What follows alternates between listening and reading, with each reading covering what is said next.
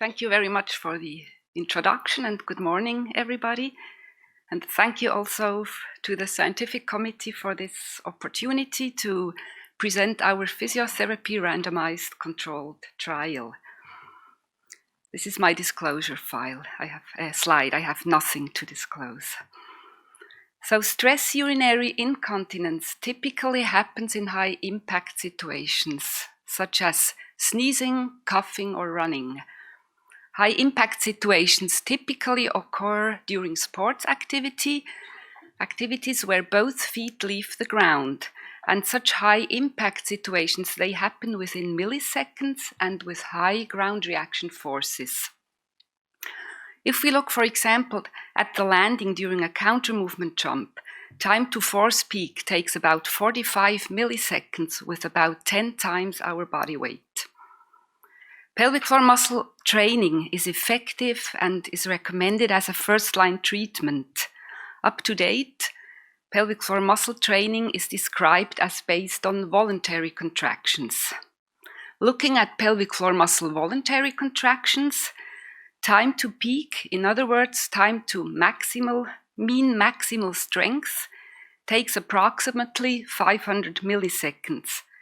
And this time span seems too slow to train pelvic floor muscle rate of force development required in such situations I just mentioned before.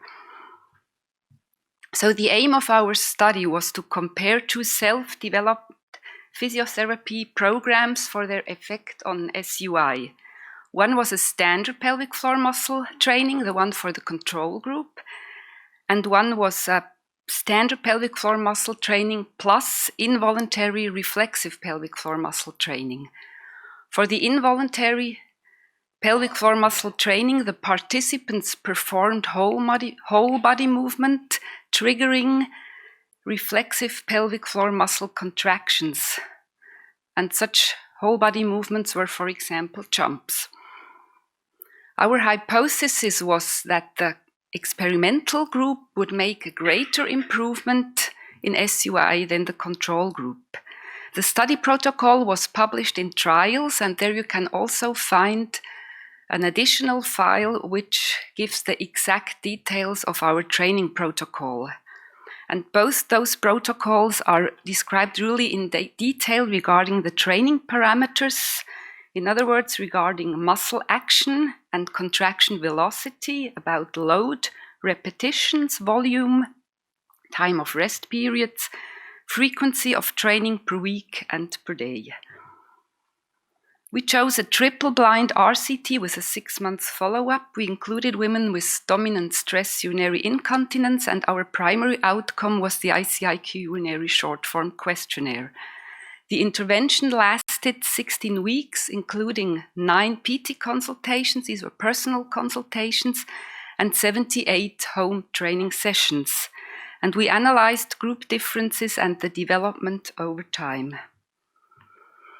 We included 96 women, 48 in each group, and there was no difference between the groups regarding their baseline characteristics, and also no difference regarding the therapy adherence, which was high, in other words, around 90% for home training sessions and physiotherapy.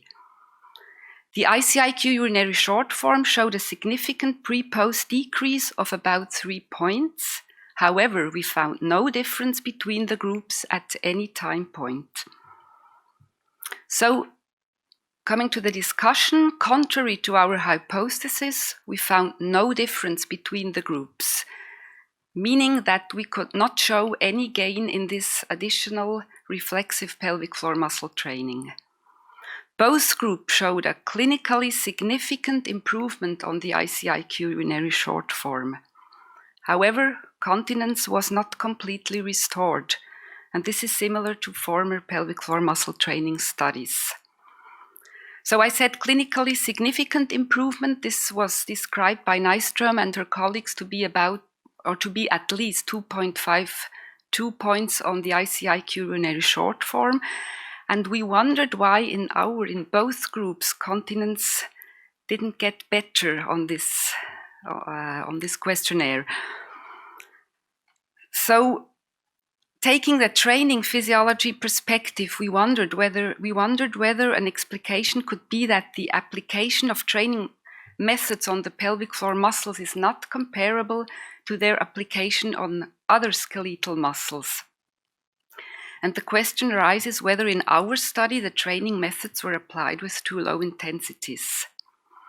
A further explication of the results, again in both groups, including the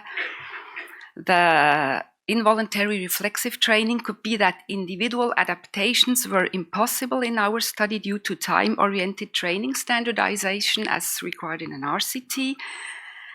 And this means the training methods phases in our study were not individualized or criteria-oriented, and they were also applied during a rather short time span. Implications for future studies, we would think it would be very interesting to develop and test individualized and criteria-oriented pelvic floor muscle training protocols, and also to test pelvic floor muscle training methods applied with higher intensities and more pelvic floor muscle function-oriented. I would like to thank you for your attention, and also many thanks to my research team for all the support.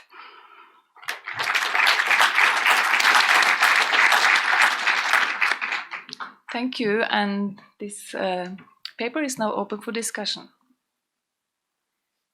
Hi, my name is Licia from Canada. I have a question, maybe more terminology question, because I think it's hard for me as a physio to understand the concept of involuntary or reflex pelvic floor muscle contraction, because it seems more like a functional training, because you are asking the women to do jumps and running, and it's something that involves a lot of other muscles. Sorry.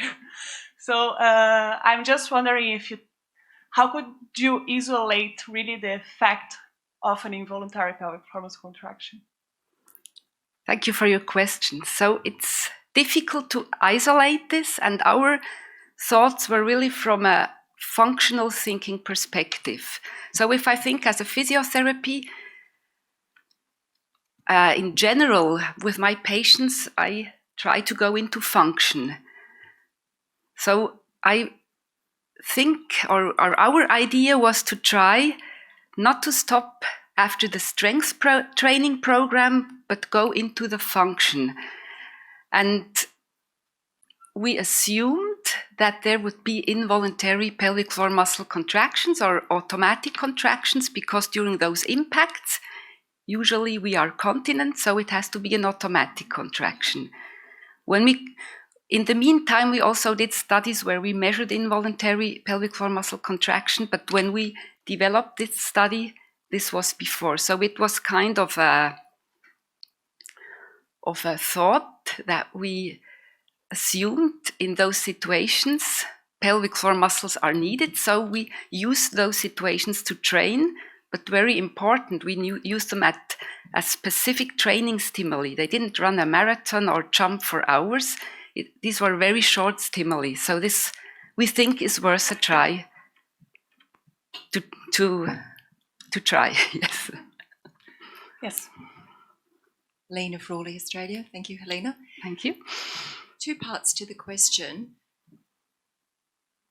If I've understood you correctly, we can't measure the involuntary contraction in the pelvic floor from this intervention. Is that correct? From the primary outcome, which is the ICIQ urinary short form I was just talking about, we cannot measure. That's true. We had a secondary outcome. We did EMG measurements, but I'm not talking about this today because yesterday it was presented already. What is your hypothesis of the physiological mechanism of how that training trains the involuntary response? I think that if you apply short impacts, I cannot prove it, but I assume that this triggers involuntary contractions. We have studies where we did EMG measurements. These studies happened during our big RCT, and there the contractions were shown in continent and in incontinent women, that there was a reaction. Over there. Christina from Oslo. You said that the study was triple blinded. Yes. Could you explain how the participants were blinded in this study? The participants didn't know in which group they were. But when they do the exercises, wouldn't they know? No, they didn't know. They just knew that they will have a pelvic floor muscle training program. And maybe what's important, they didn't not only do jumps. We had progression phases. They had sensory motor training. They had strength training. And in the end, they had, besides strength training, also the jumps. They weren't aware. They never asked. The only ones who weren't blinded were the physiotherapists, because they had to know what to do with the participants. So triple blinded means the participants, the assessors, and the statistician. Please. Anna from Poland. You have said that maybe the results weren't so good because there was no so good intensity. So could you tell me how many contractions per day the woman had to do? We had a very specific training program, so I cannot say it in general. I can say the program lasted 16 weeks. The first 5 weeks they trained 3 times a day, 3 times a week, and the other weeks they trained once a day, 3 times a week. And then they had 2 exercises where we very well described how fast to contract, if they have to hold, and how much they have to hold, and how long the rest periods were. But it's a progression phase, so there are so many progressions, I cannot give you a mean of this. Okay. And the other question is, before starting the examination, did you examine other pelvic floor disorders like POP, like pains, etc.? Yes.